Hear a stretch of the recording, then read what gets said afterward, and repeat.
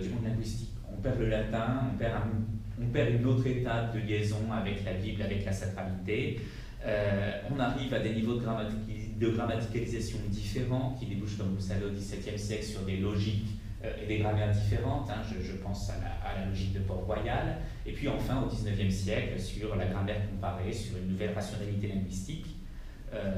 Tout cela est tout de même en partie vrai, mais à force de s'interroger, ce qui est naturellement une obsession des gens qui travaillent sur l'avènement des langues modernes, je suis beaucoup dans la Mitteleurope en ce moment, et pour des collègues polonais, tchèques, allemands ou hongrois, l'avènement de la langue au-delà du latin est quelque chose de très retardé, mais d'autant plus important dans l'histoire linguistique.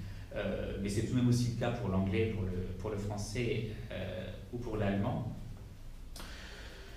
On a une vision qui ne fait pas la part assez belle à des mécanismes de communication proprement magiques, musicaux, symboliques, qui sont partout présents dans l'Occident jusqu'au XVe siècle, jusqu'au XVIe siècle, qui s'effacent très progressivement au cours de l'ère moderne et qui, au fond, peuvent être reconstitués dans toute leur force à l'aide d'éclairage, de changement de focale, en s'aidant de mécanismes équivalents dans le monde de l'islam, par exemple. Le travail pourrait peut être fait par plus compétents que moi pour le monde confucéen ancien. Je pense même totalement qu'il pourrait l'être fait. Ça pourrait être discuté. Bien sûr, il y a des différences très grandes, comme le poids conceptuel des sinogrammes dans l'extrême-orient confucéen, qui crée des logiques de pensée, de conceptualisation du langage assez différentes. On a parlé de la sacralisation de l'arabe. Une première piste pour vous faire toucher le genre d'éléments qu'on peut faire jaillir de ce genre de pratique comparatiste, comment arriver à penser les économies du langage des anciens mondes. C'est par exemple qu'il existe un cliché d'absence totale ou presque totale d'intérêt pour les autres langues que l'arabe, dans le monde arabe en général traditionnel, et d'intérêt relativement mesuré pour d'autres langues que les langues nobles de l'islam dans le monde de l'islam traditionnel. Alors, il y a des constantes qui font qu'effectivement les choses ne se sont pas passées comme dans le monde latin occidental, mais elles ne sont pas forcément celles qu'on croit. Dans le monde arabe, vous trouvez une grammatisation de la langue d'extrêmement haut niveau dès le début du Moyen-Âge, et contrairement à ce que la plupart des vulgates retransmettent, pour qu'ils creusent un petit peu, on trouve des mécanismes de description grammaticale à partir de l'arabe, d'autres langues que l'arabe, extrêmement perfectionnés dès les 14e et 15e siècles, employés en particulier, surtout pour les manuscrits qu'on a préservés, pour le turc et le persan, mais ça peut aller plus loin dans un certain nombre de cas.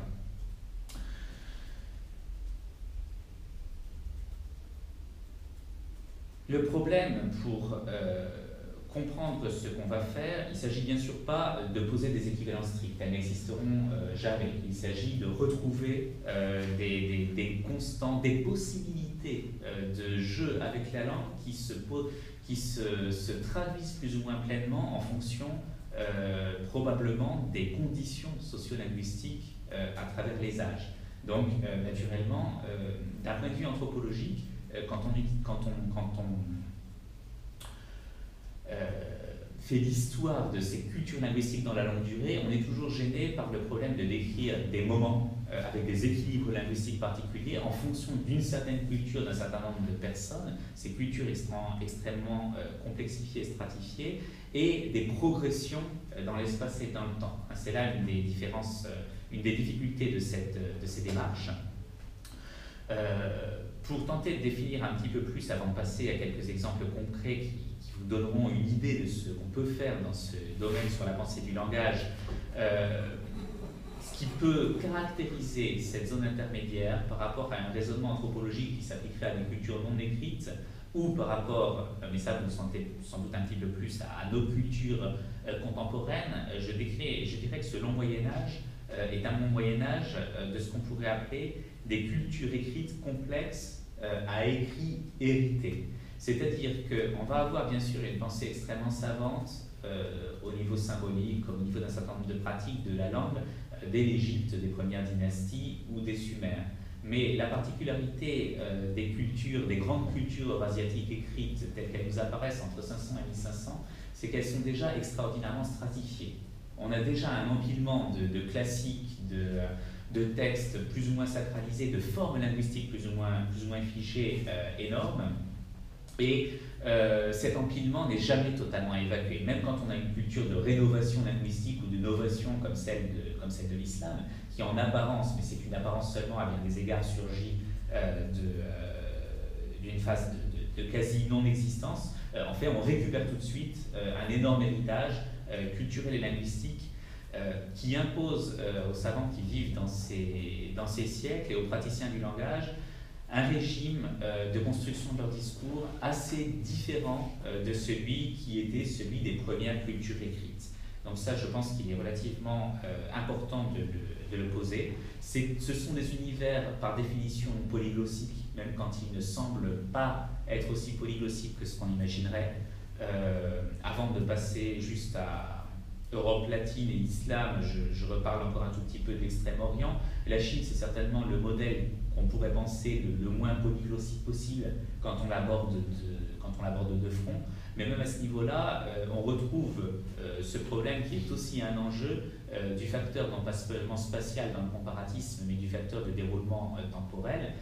Les lettrés chinois qui jouent avec la langue chinoise en ayant effectivement assez peu d'interférences avec d'autres formes linguistiques, au moins en apparence, parce qu'on peut toujours discuter à l'écrit à l'époque de la dynastie Tang, qui est une époque de grand classicisme linguistique au 7e, 8e, 9e siècle. Ces lettrés jouent avec une forme littéraire extrêmement archaïque qu'ils apprennent en tant qu'enfants, qui est totalement dissociée de la langue parlée, dont ils sont déjà capables de donner des reflets écrits à travers les sinogrammes, et ça fait déjà de niveau de langue très compliqué. Pour ne pas parler du fait que le chinois classique, dans ses différentes variétés stylistiques, est utilisé à ce moment dans un nombre de cultures linguistiques très diverses, soit en Chine, je pense en particulier à la Chine du Sud, soit au Japon, au Vietnam ou en Corée, comme vous le savez. Donc, rééquilibrer une vision téléologique de modernisation du langage, un petit peu trop peut-être simpliste, grâce à la mise en évidence de schèmes de pensée, mais aussi d'application à la langue de ces schèmes de pensée. C'est aussi un gros travail très difficile à faire entre ceux de nos collègues médiévistes qui sont spécialistes de philosophie du langage médiéval, de grammaire spéculative ou moins spéculative médiévale, mais qui restent dans le monde des écoles, de rhétorique médiévale des écoles, et ceux qui travaillent plutôt sur la formalisation linguistique, administrative, politique ou littéraire. En fait, pour comprendre vraiment ce qui se passe, il faut rétablir la circulation dans l'ensemble de cette économie linguistique, et c'est un petit peu aussi ce qui peut donner des résultats qui permettent de déplacer les lignes pour ce travail de comparatisme. Alors, prenons, pour commencer, pour entrer dans des matières un petit peu plus concrètes, 2 ou 3 exemples de comparatisme sur ce qu'on peut vouloir dire très concrètement, sur les incidences d'une pensée du langage beaucoup plus magique et avec un symbolisme différent du nôtre, en plein 12e, 13e, 14e siècle, que la pensée actuelle. Aujourd'hui, nous nous battons sur des lignes, un problème qui est essentiellement celui de savoir s'il faut passer au tout anglais dans un siècle pour tout le monde ou s'il faut conserver une diversité linguistique. Au XIVe siècle, on se bat assez férocement sur les lignes du passage pour un certain type d'écrit, comme vous le savez, entre le latin et les langues vernaculaires dans l'ouest de l'Europe, puisque dans l'est de l'Europe, les choses sont beaucoup moins avancées dans cette vision téléologique. La vision classique pour l'histoire française, c'est un remplacement progressif du latin par le français, parce qu'en gros, c'est effectivement ce qui s'est passé. Le français commence à être utilisé de plus en plus comme langue littéraire écrite, comme vous le savez, à partir de la fin du XIe, du XIIe siècle, puis comme langue de la narration historique au XIIIe, comme langue administrative et politique à partir du début du milieu du XIIIe siècle, et il pousse peu à peu, et à la chancellerie royale, on va finir par évacuer le latin au profit du français. Bon, très bien, il y a une progression continue.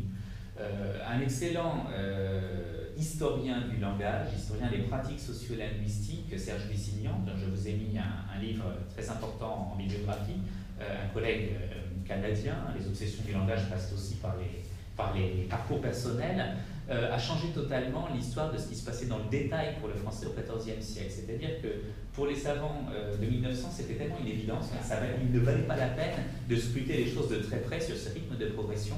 Or, que constate-t-on qu'au XIVe siècle, c'est qu'on a une montée progressive du français dans l'administration et la chancellerie royale. Au départ, latin à 95%, vers 1350, latin à probablement déjà à 30%, 25%. À la fin du siècle, on va avoir le latin tomber encore un peu plus bas, à 15-20% peut-être, mais en 1351, on repasse pour quelques années à un latin intégral. Pourquoi cette embardée assez violente?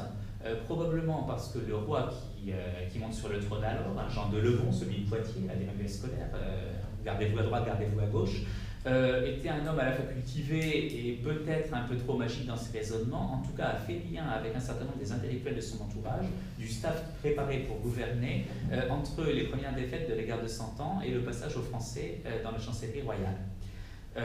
C'est typiquement le genre de rapport au langage qu'on a trop facilement évacué dans nos reconstitutions de ce passage progressif à la modernité. Pourquoi pas, on peut appeler ça un passage à la modernité, mais il y a ce genre de phénomène énorme de rémanence d'une pensée où il faut utiliser le latin pour ne pas être puni par Dieu ou pour, d'une manière plus positive, obtenir le maximum de charisme de l'Église établie qui pèse sur le langage du politique. C'est évidemment quelque chose de très fort.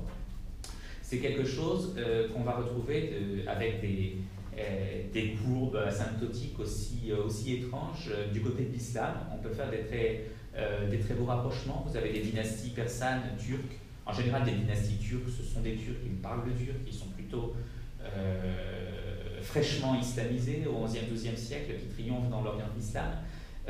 Tout le monde écrit énormément de choses sous leur domination parmi les lettrés, on dirait plutôt les coups de table, les codes de table dans cette région-là,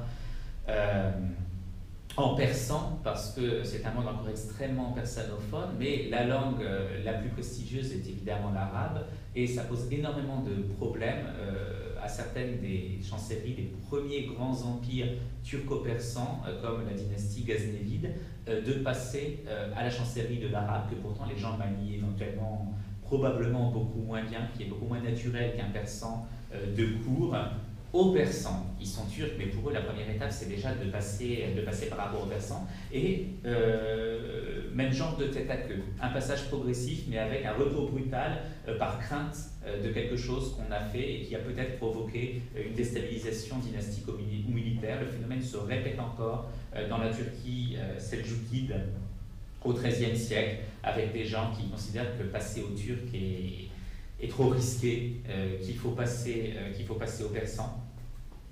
On reparlera du turc un tout petit peu.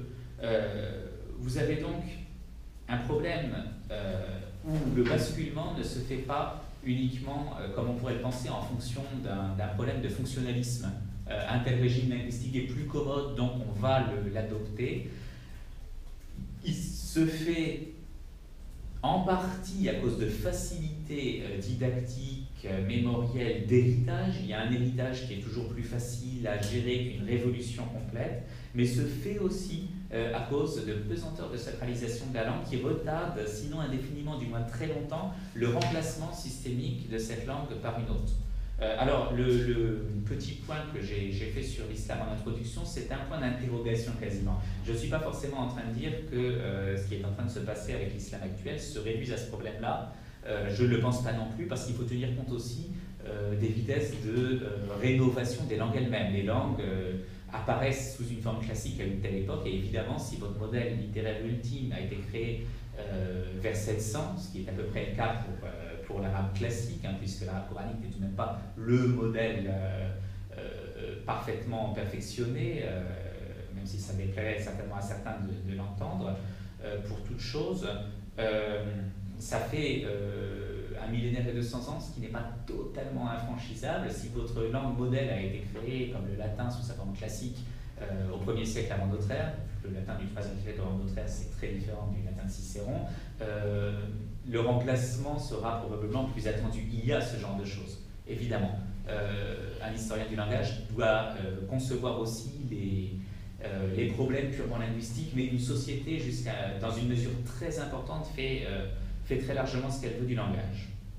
Ces pensées, ces mécanismes de pensée ont une incidence très, très lourde, évidemment, sur la grammaticalisation des langues vernaculaires. Hein, j'emploie ce terme inventé par certains de nos collègues il y a maintenant une petite génération, à partir du latin. Hein, et vous savez que de ce point de vue-là, le latin restera un modèle prégnant et faisant à sa manière beaucoup de dégâts sur la capacité à analyser le langage, parce qu'on pense universel, on croit penser universel en pensant les cadres de la grammaire latine, quasiment jusqu'au XIXe siècle presque compris, et jusqu'à l'invention de nouveaux modèles d'analyse logique du langage, enfin débarrassés du latin, qui sont très tardifs finalement.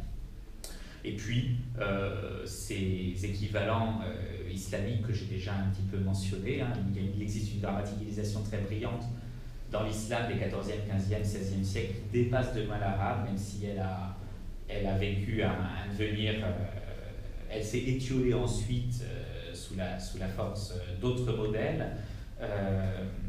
mais ces modèles conceptuels sont entièrement dérivés de la grammaire arabe, ce qui a évidemment des incidences tout à fait spectaculaires. Le turc étant une langue incroyablement différente de l'arabe, le persan aussi. Si vous décrivez le turc à partir de l'arabe, vous allez avoir, si la personne est géniale, comme Abu Hayyan al-Gharnati, qui était le plus grand grammairien du monde arabophone de ce point de vue-là, un homme du XVe siècle, vous allez avoir quelque chose d'extrêmement brillant, mais qui sera incroyablement distant d'une grammaire faite par un érudit jésuite du XVIIe siècle du turc.